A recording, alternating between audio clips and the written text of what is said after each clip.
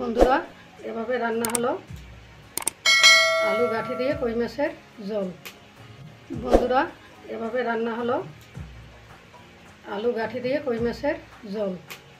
Hello বন্ধুরা, Ghosh kitchen থেকে আপনাদের সবাইকে নমস্কার। আজকের রেসিপি কই মাছ গাঠি আলু দিয়ে ঝোল।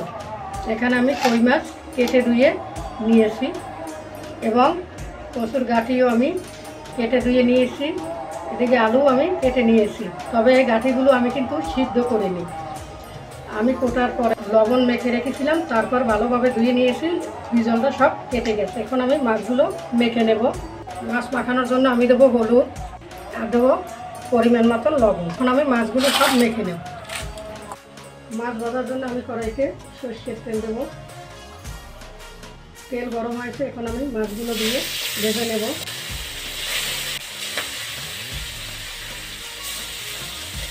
এপিস করে, তবে সবগুলো মাছ ধরেনি। এরপরে বাকিগুলো আমি ভেজে নেব।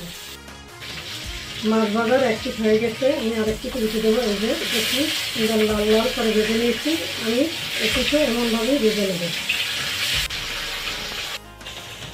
মাছ ভাজা হয়ে গেছে, এখন আমি তুলে নেব। এই যে একটু লাল করে আমি ভেজে নিয়েছি মিডিয়াম জালে।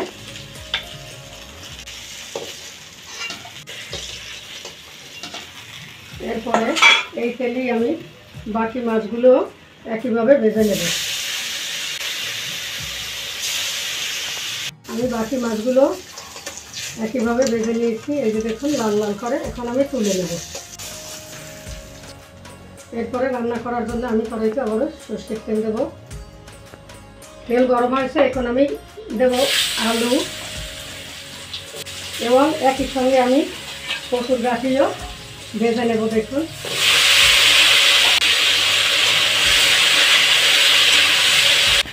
এখানে আমি মাছে দেওয়ার জন্য কাঁচা ঝাল এবং জিরে বেটে নিয়েছি। এখন দেব পরিমাণ মতন লবণ আর দেব হলুদ। এখন আমি একটু জলে মিক্স করে। দেখুন বন্ধুরা, কত সুন্দর আলুর সাথে গাঠিগুলো ভাজা হয়ে গেছে এবং এই যে সিদ্ধ হয়ে গেছে কাঁচা গাঠি। তবে কেটে কিছুক্ষণ লবণ মেখে রেখে যদি ধুয়ে ফেলে বীজলটা চলে গেলে আর কোনো সিদ্ধ করতে হয় না। আমি কিন্তু এভাবেই নেই। এখন আমি মশলা দেবো, দিয়ে কষিয়ে নেব। মশলা কষানো হয়ে গেছে, এখন আমি জল দিয়ে দেব।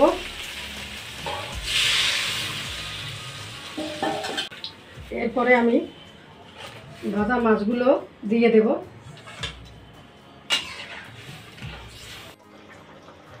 বন্ধুরা মাছের ঝোল রান্না হয়ে গেছে। এই যে দেখুন গাঠিগুলো অনেক সুন্দরভাবে গলে গেছে। এখন আমি নামিয়ে নেব। তবে